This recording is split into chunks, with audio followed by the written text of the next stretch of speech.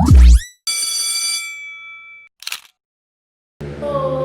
estamos aqui para a nossa aula de ciências da semana 4. Continuamos no capítulo 5, falando sobre os materiais. Vamos ver agora sobre outras propriedades. Então, você já estudou algumas propriedades do materiais, como a densidade. Lembra que a gente viu que é a respeito da massa que um material possui, que quando ele tem espaços com ar, ele diminui a densidade, e quando ele é a massa mais compacta, ela aumenta a densidade. Vimos também sobre a solubilidade, que é quando nós temos uma substância que se dissolve em outra substância. Então, quando a gente consegue misturar duas substâncias e elas se dissolvem e se transformam em uma só. Vimos também sobre a condutibilidade térmica e elétrica, que é o quê? Os materiais que conduzem o calor e os materiais que conduzem a energia. Vimos também sobre o magnetismo, que alguns materiais, alguns metais, eles têm essa característica do magnetismo. Contudo, existem outras propriedades, então a gente vai relembrar que a gente já viu algumas também. Uma propriedade é a característica do material ser transparente, que eu trouxe o exemplo do vidro, né? Ele é transparente e nós conseguimos ver através dele. Outra é o material ser flexível. Então aqui eu tenho exemplos de materiais que nós podemos flexioná-los, movimentá-los. Outra característica é o material ser elástico, ele ser é possível aumentar e diminuir, voltar para o seu tamanho, diminuir. Outra é o material ser frágil. Aqui eu trouxe o exemplo de um copo de vidro, que ele é frágil, quebra fácil, e também a casca do ovo. Então, alguns objetos, alguns materiais, eles são mais frágeis.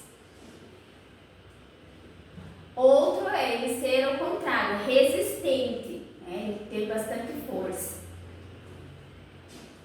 Também temos a característica dele ser rígido. Aqui nós temos o exemplo da madeira. A madeira ela é rígida, ela não é tão fácil de ser quebrada. Materiais duros. Aqui nós temos o exemplo do diamante, que ele é um material bem duro.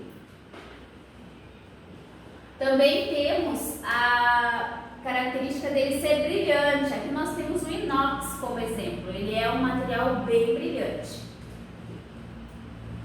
Ou também a característica do material poder ser transformado em fio. Aqui nós temos alguns metais que nós podemos transformar em fios. Por que a gente tem que saber um pouco sobre essas características dos materiais? Para determinarmos o uso deles, né? Então, a escolha do melhor material para a fabricação de um objeto é uma decisão muito importante. A escolha depende das propriedades dos materiais e também de outros fatores, como o preço, a disponibilidade e a durabilidade. Então, essas são algumas características que nós temos que analisar quando nós vamos fabricar um objeto. Um objeto pode ser feito de vários materiais, então o mesmo objeto ele pode ser feito de materiais diversificados e cada material é escolhido para cumprir uma determinada função. Aqui eu trouxe para vocês o exemplo de um tênis, né? Então o tênis ele pode ter partes de couro, de tecido, de borracha, de plástico, de metal. Então o mesmo objeto ele pode ser construído com materiais diversos. Vai depender da função que eu quero para esse material, para esse objeto, tá? Então o tênis ele pode ser feito de couro ou de tecido, ele pode ser feito com borracha ou com plástico, usar metal. Ok? Então, para isso que a gente precisa saber quais são as propriedades e a finalidade e a função delas, para que a gente possa saber escolher o melhor material para fazer determinado objeto. Importante também que nós devemos considerar considerar o que acontece com esses materiais depois que o objeto é descartado. Então, isso aqui vai ser, na verdade, o tema do nosso próximo capítulo no nosso livro didático.